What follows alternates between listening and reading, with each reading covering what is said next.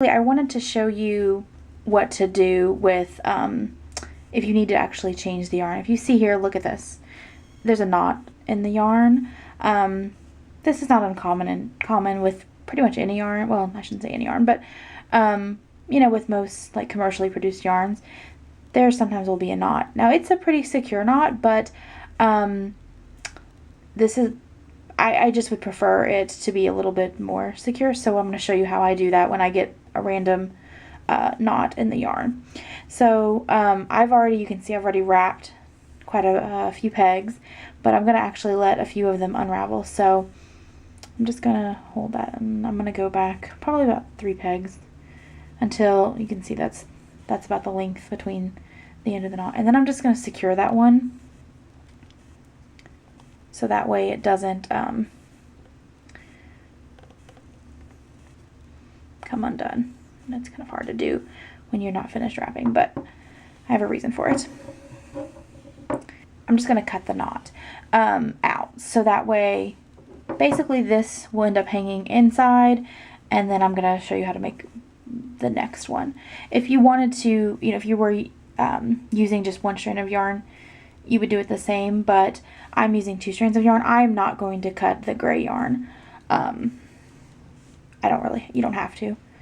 So just cut it. Then I'm going to cut it out completely. So it's not, you could have left it in there, I guess, at the end, but I didn't. Now it's actually pretty secure. If you wanted to, you could go ahead and knot it, but I will go ahead and knot it just for security reasons. I'm actually going to knot it to the gray. And as long as you do it, or maybe I'm not going to do a full knot, but I am going to put it behind there. Just make sure that you're putting it behind the peg.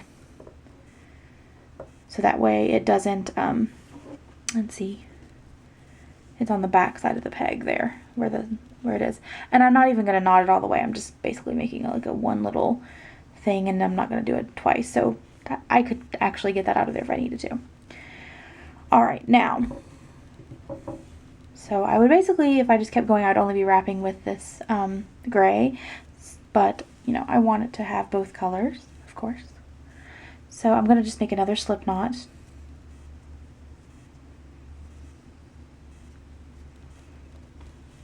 And then I'm going to slip it over the next peg. And pull. Don't pull too tight. I actually pulled a little too tight, I think, there. Don't pull too tight, just pull it, because you're going to have to be able to get it over the top. But you want it secure, but you don't want it like so gripped tight on there that it's never going to be able to leave. And so I'm going to move that down just a little bit.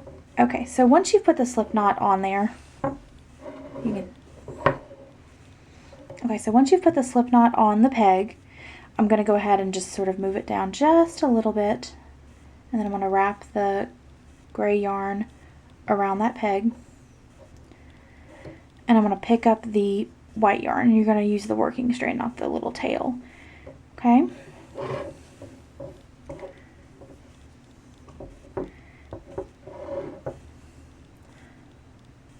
Now I'm going to hold the tail in my left hand and the working yarn in my right hand, and then I'm just going to sort of continue to move.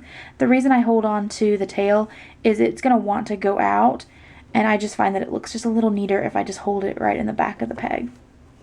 Okay, now I'm only going to do that many, and I'm going to, like I just did this one before I started, I'm going to do this one next to it too.